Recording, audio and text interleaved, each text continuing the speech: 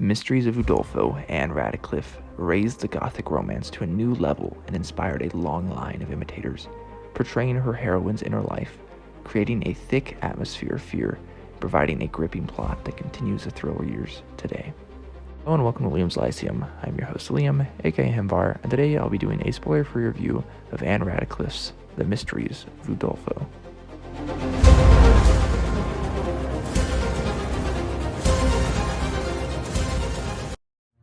Mysteries of Udolpho is a 1794 novel by Ann Radcliffe. It is her fourth novel and her most popular, and is generally considered the best of the Gothic romances.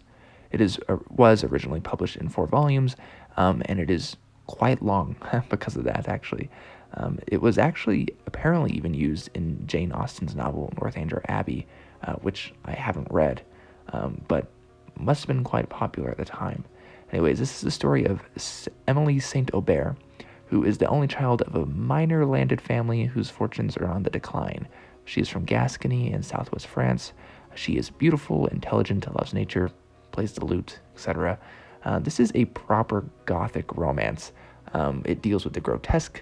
It has the hallmarks of the Gothic genre, such as ruined castles, the supernatural, or seemingly so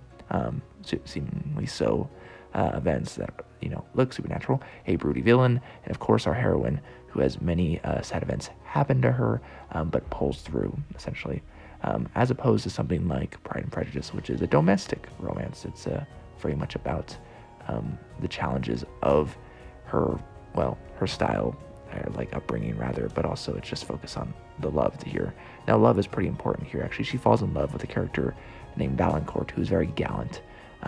Their relationship is rocky, but not due to either's own shortcomings or lack of proper communications, but mostly because of Emily's circumstance.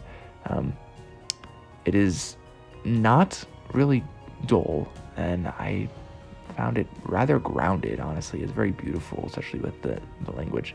Though it is definitely long, it's fun, though, and it shows the archetypes of the Gothic novel extraordinarily well. In fact, Michael Moorcock said this about Radcliffe in the Gothic novel, quote, "She was its greatest exponent, and because of her superior talents, lifted it beyond its melodramatic and sensational origins to form it into something which often comes close to real art," end quote. So this novel was a little frustrating for me at times, largely, again, kind of something I had a problem with in Pride and Prejudice, Emily following the protocols of her day, which favor people with power, even if they're cruel and severe or arrogant. There are epigraphs in this, though, of poems, supernatural elements again, and the lovely language is definitely superb. It's almost sublime, even. It does, honestly, everything that Pride and Prejudice didn't do for me, good and bad included. I was hoping that the most well-known Gothic romance would be better, actually, than rather than the most popular domestic romance, Pride and Prejudice. And it's not better in some sense. It does a lot of things better, but honestly, I feel the same about them, and that's mostly because this is way too long. It's way too long.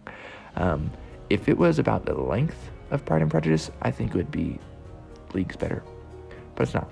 It does definitely have prettier language, better imagery, and great use of the Gothic themes again, but again, it's just way too long. So I enjoyed it, and as a piece of history, I think it's important to read. A lot of people, when they think of Gothic novels, they only think of the 19th century. They don't think of where the main heavy hitters of the Gothic novels were in the 18th century, starting with the Castle of Otranto, and the big one again being this one, The Mysteries of Udolpho. But overall, I'm glad I read this. It was a fun enough experience. If you like thicker novels, if you like romances, if you like that period of history, again, this is 1794, you might enjoy this, and I might recommend it to you, especially if you don't really read speculative fiction all that much. This one, Liam's Lyceum. I'll catch you next time.